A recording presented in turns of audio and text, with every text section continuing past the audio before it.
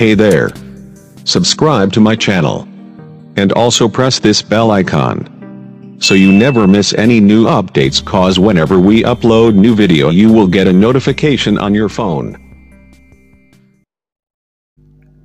Welcome to PKA news. हमारी video को like करें, चैनल को सब्सक्राइब कर साथ दिए गए बेल नोटिफिकेशन पर क्लिक कर ऑल पर क्लिक करें ताकि हमारी आने वाली हर लेटेस्ट वीडियो सबसे पहले आप तक पहुंच सके। हमारे चैनल को सब्सक्राइब करने के लिए आप सब लोगों का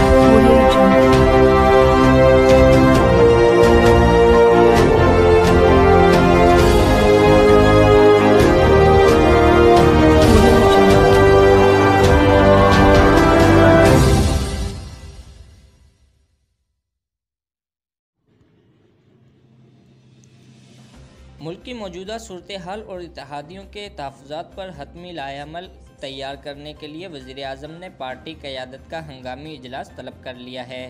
ज़राए का कहना है कि इजलास कुछ ही देर में बनी गाला में होगा। इजलास में अहम हुकूमती और पार्टी सरकर्दा रहनुमाओं को मदऊ किया गया है।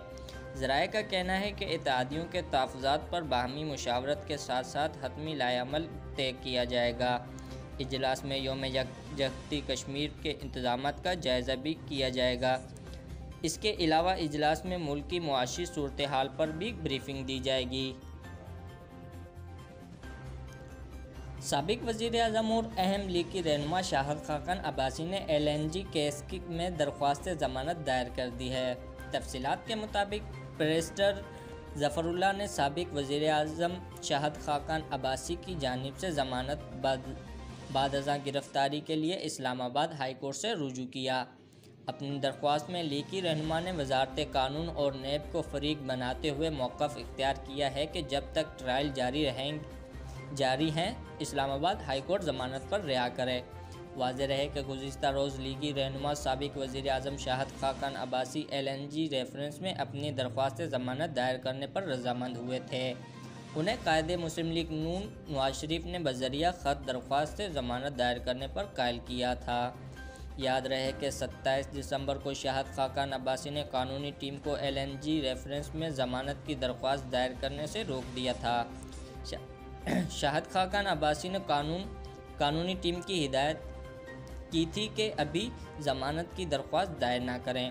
कानूनी टीम ने साबिक़ वज़ीर आज़म को बावर कराया था कि अदालत शेख इमरानुल हक और मुफ्ता इस्माइल को रिहा कर चुकी है, आप ज़मानत के हकदार हैं, जिस पर शाहिद खाक़ान अब्बासी का इसरार है कि LNG केस बेबुनियाद है, ट्रायल कोर्ट रेफरेंस खारिज करे।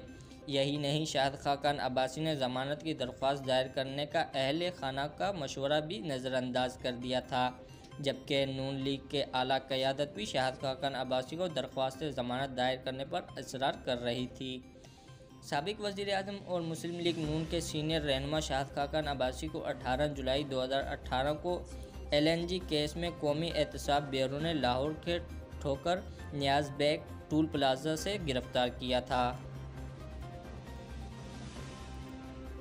हुकूमत पंजाब को भेजी जाने वाली मेडिकल रिपोर्ट में तमाम हालिया टेस्ट और डॉक्टरों की जानिब से की जाने वाली तशख़ीस मौजूद है। ये बात पाकिस्तान मुस्लिम लीग नून के कायद मियां नवाज शरीफ की ज़ाती मुआलिज डॉक्टर अदनान ने ज़राए इबलाग से बातचीत करते हुए बताई। डॉक्टर अदनान के मुताबिक हुकूमत पंजाब ने तहरीरी तौर पर मियां नवाज शरीफ की सेहत से मुतालिक तमाम तफसीलात मांगी थी। साबिक़ वज़ीर आज़म मियां नवाज शरीफ तिब्बी मुआयना करवाने के बाद अपने घर पहुंच गए हैं। इस मौके पर जब डॉक्टर अदनान से बात करने की कोशिश की तो उन्होंने किसी भी किस्म की बातचीत से साफ इनकार कर दिया। डॉक्टर अदनान का ज़राए इबलाग को जवाब था कि अगर मियां साहब की सेहत के हवाले से कोई ताज़ा अपडेट होगी तो वो अज़ खुद बताएंगे। پاک بحریہ کے سربراہ ایڈمرل ظفر محمود عباس انڈونیشیا کے سرکاری دورے پر جگراتا پہنچے۔ نیول ہیڈ کوارٹر اور میرین بریگیڈ کوارٹر پہنچنے پر متعلقہ حکام نے ان کا شاندار استقبال کیا۔ اس حوالے سے ترجمان پاک بحریہ کا کہنا ہے کہ نیول چیف کے اعزاز میں گارڈ آف آنر بھی پیش کیا گیا۔ ایڈمرل ظفر محمود عباس کو ایک پروقار تقریب میں انڈونیشیا کی اعلیٰ ترین فوجی اعزاز بنتنگ جالاسینا اوتاما سے نوازا گیا۔ اپنے دورے کے موقع پر نیول چیف نے انڈونیشیا کے نائب وزیر دفاع، نیوی کے سربراہ اور کمانڈر آف میرین کور سے بھی اہم ملاقات کی۔ ملاقات میں باہمی دلچسپی کے امور پر دو طرفہ بحری تعاون کے فروغ پر تبادلہ خیال کیا گیا۔ اس کے علاوہ نیول چیف نے مختلف فوجی تنصیبات کا دورہ بھی کیا۔ انہوں نے انڈونیشیا میرین کی پیشہ ورانہ صلاحیتوں کی تعریف کی۔ پنجاب پولیس کے اے آئی جی آپریشن کی جانب سے صوبے کے تمام آر پی اوز، سی پی او اور ڈی پی اوز کو ایک مراسلہ بھیجا گیا۔ مراسلے میں کہا گیا ہے کہ اگر فنکاروں نے اسٹیج پر اداکاری کے دوران پولیس کی وردی کا استعمال کیا تو ان کے خلاف سخت ترین کارروائی کی جائے گی۔ مراسلے میں کہا گیا ہے کہ فحشی اسٹیج ڈراموں میں پولیس کی وردی کا استعمال کیا جا رہا ہے۔ پنجاب پولیس کی جانب سے یہ اقدام سٹیزن پورٹل پر درج کرائی جانے والی شکایات پر اٹھایا گیا ہے۔ حیرت انگیز بات ہے کہ پنجاب پولیس کی جانب سے بھیجے جانے والے مراسلے میں موقف اختیار کیا گیا ہے کہ فحشی اسٹیج ڈراموں میں پولیس کی وردی کا استعمال کیا جا رہا ہے، جبکہ قانوناً فحش اسٹیج ڈراموں کی پیش کیے جانے کی کوئی گنجائش ہی نہیں۔ پنجاب پولیس کی جانب سے یہ بھی نہیں بتایا گیا کہ اگر اسٹیج ڈرامے میں کوئی فحش عنصر نہ ہو تو کیا فنکاروں کو پولیس کی وردی استعمال کرنے کی اجازت ہوگی۔ یہاں قابل ذکر ہے کہ کچھ عرصہ قبل شہریوں کی جانب سے سٹیزن پورٹل پر سب سے زیادہ شکایات کی انبار پنجاب پولیس کے خلاف لگائے گئے تھے۔